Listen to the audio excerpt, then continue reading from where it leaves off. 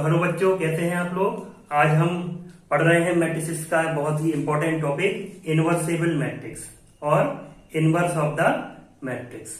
ठीक है, कोई भी मैट्रिक्स है तो कब इनवर्सेबल होता है और कब उसका हम इनवर्स फाइंड कर सकते हैं, इनवर्स होता क्या है। ठीक है, उसके पहले थोड़ा हम देख लें कि पहले हम क्या पढ़ चुके हैं मैट्रिसेस में। a प्लस बी पढ़ चुके हैं, मतलब दो मैट्रिसेस का एडिशन पढ़ चुके, सब्सट्रैक्शन पढ़ चुके हैं और मल्टीप्लिकेशन पढ़ चुके हैं। ठीक है, उस टाइम में हमने बताया था कि इसमें डिवाइड नहीं होता है मैट्रिसेस में, है ना। डिवाइड के लिए अलग यहाँ पे रूल है, वही अब हमें यहाँ पे सीखना है।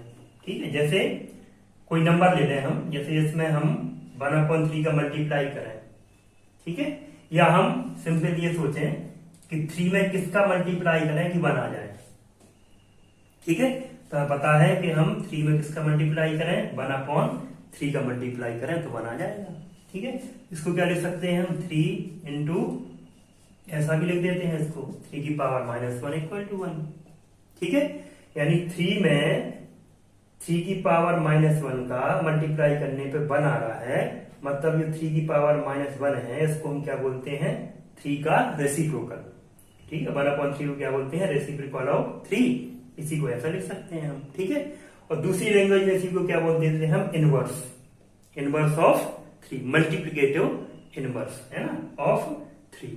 ऐसे ही यहां पे है कि कोई मैट्रिक्स ए है अगर, तो इसमें हम किसका मल्टीप्लाई करें कि 1 आ जाए, लेकिन मैट्रिक्स में 1 क्या होता है, आई। ठीक है, तो मान लो हमने इसमें ए इनवर्स का मल्टीप्लाई किया तो कितना आ गया, आई आ गया।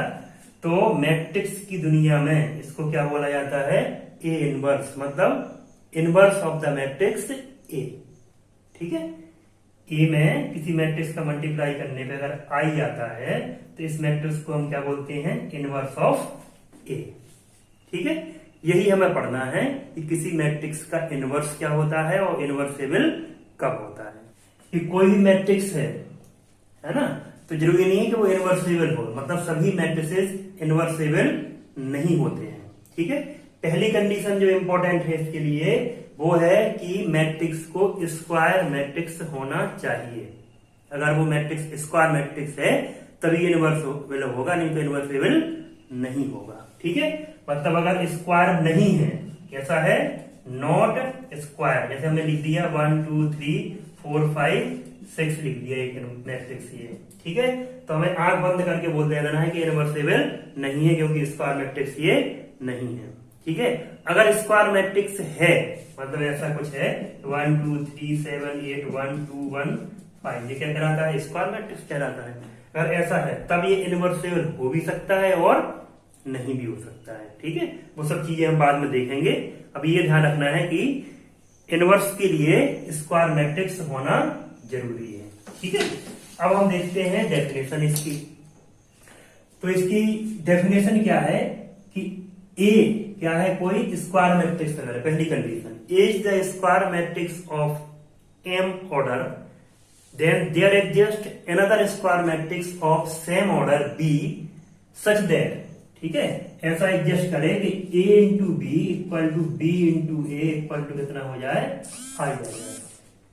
सिंपल, a कोई स्क्वायर मैट्रिक्स है m ऑर्डर का, है ना, तो उसी ऑर्डर का एक और स्क्वायर मैट्रिक्स इस टाइप से एडजस्ट करे कि a इंटू बी निकाले और b इंटू ए निकाले, कितना आना चाहिए, i क्या है यहाँ पे, यूनिट मैट्रिक्स, सेम ऑर्डर का, है ना। अगर ये m ऑर्डर का है तो बी भी क्या होगा, एम ऑर्डर का होगा, जो आई होगा वो भी क्या होगा, एम ऑर्डर का। मतलब ये अगर 3x3 का है तो ये भी 3x3 का होगा, ये भी 3x3 का होगा।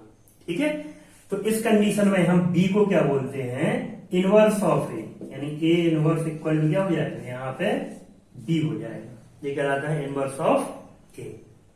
ठीक है, सिंपल।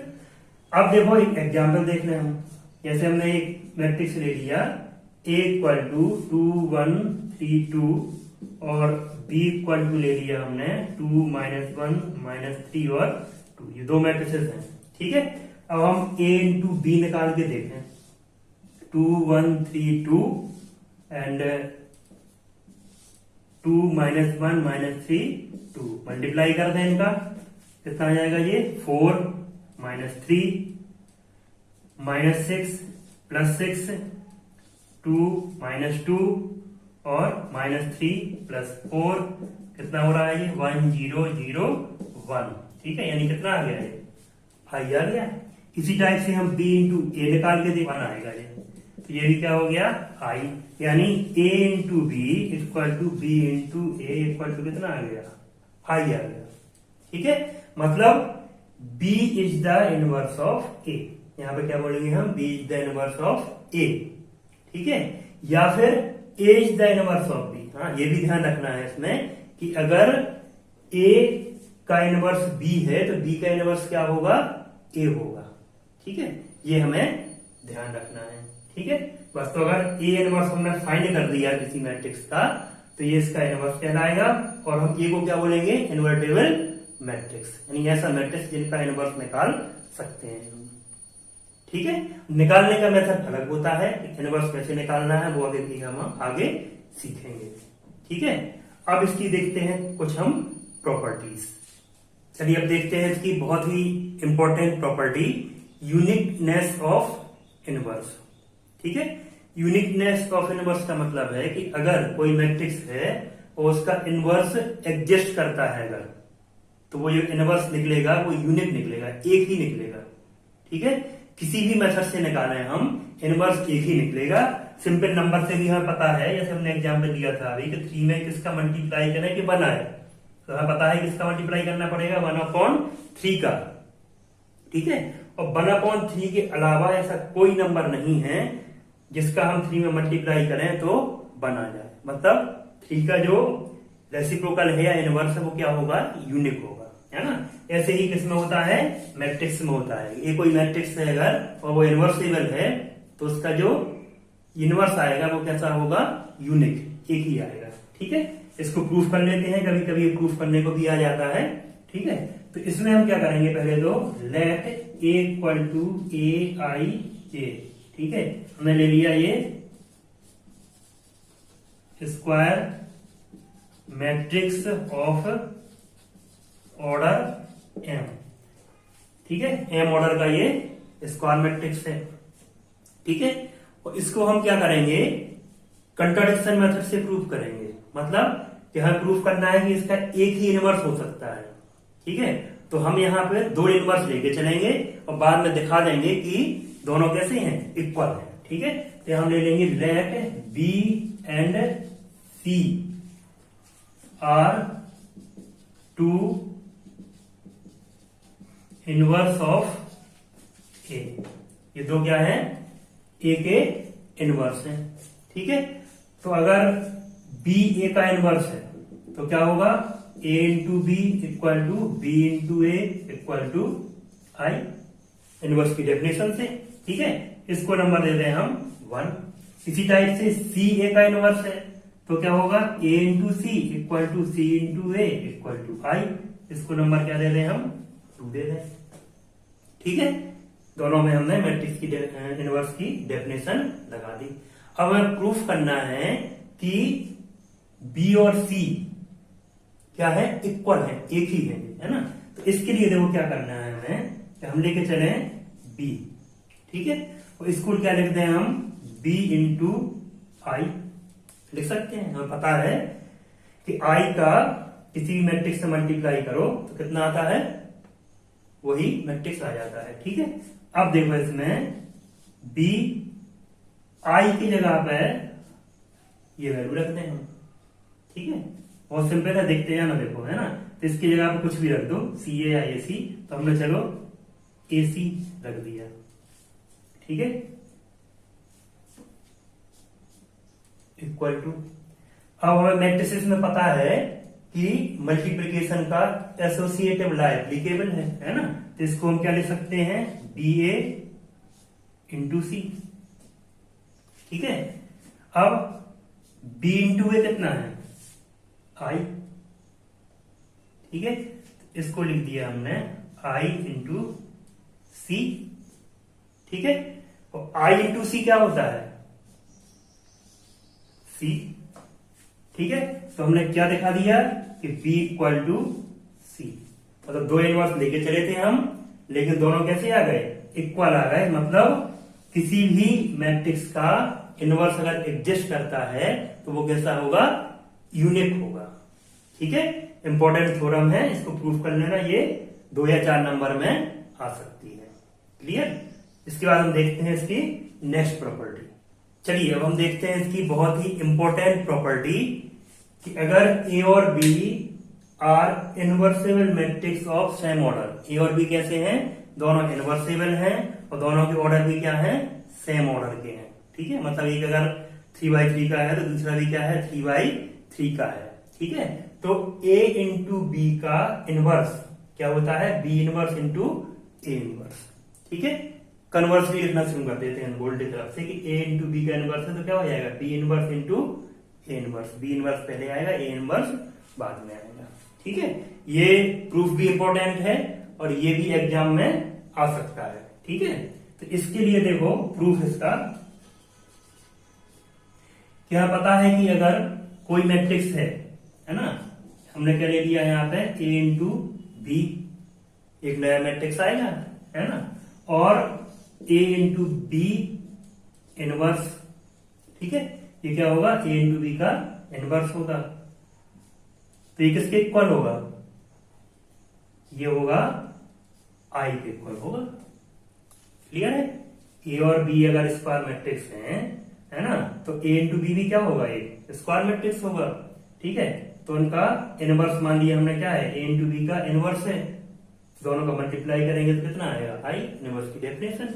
ठीक है, अब इसमें हमें क्या करना है कि दोनों साइड a इनवर्स का मल्टीप्लाई कर देना है।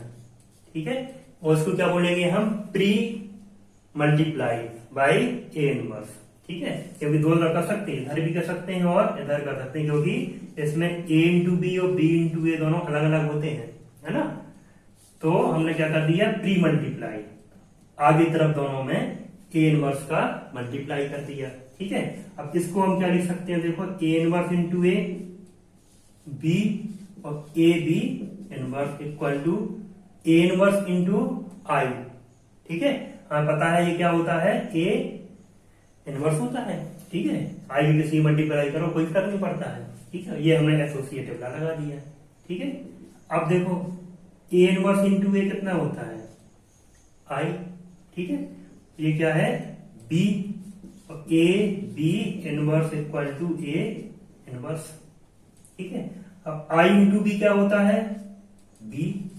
ठीक है, तो a into B inverse equal to A inverse. ठीक है, अब क्या करना है, फिर से b इनवर्स का प्री मल्टीप्लाई कर देना है दोनों साइड। ठीक है, तो क्या कर देना है, b इनवर्स इंटू बी और a b inverse equal to b inverse into a inverse.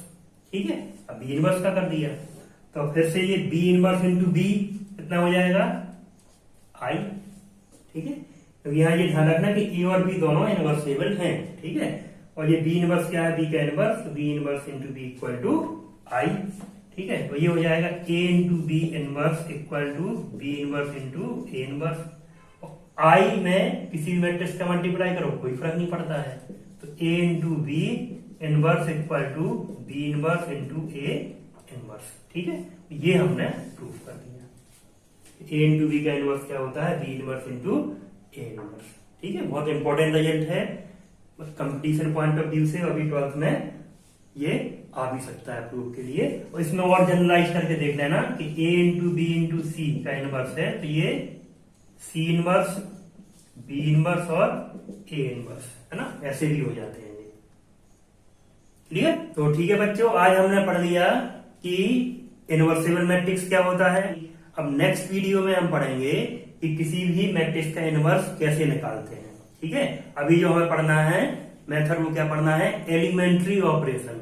बहुत ही इंपॉर्टेंट टॉपिक है, तो अगली वीडियो में हम देखेंगे एलिमेंट्री ऑपरेशन, है ना। उससे 6 नंबर का क्वेश्चन उससे आता है। ठीक है, ओके, थैंक यू।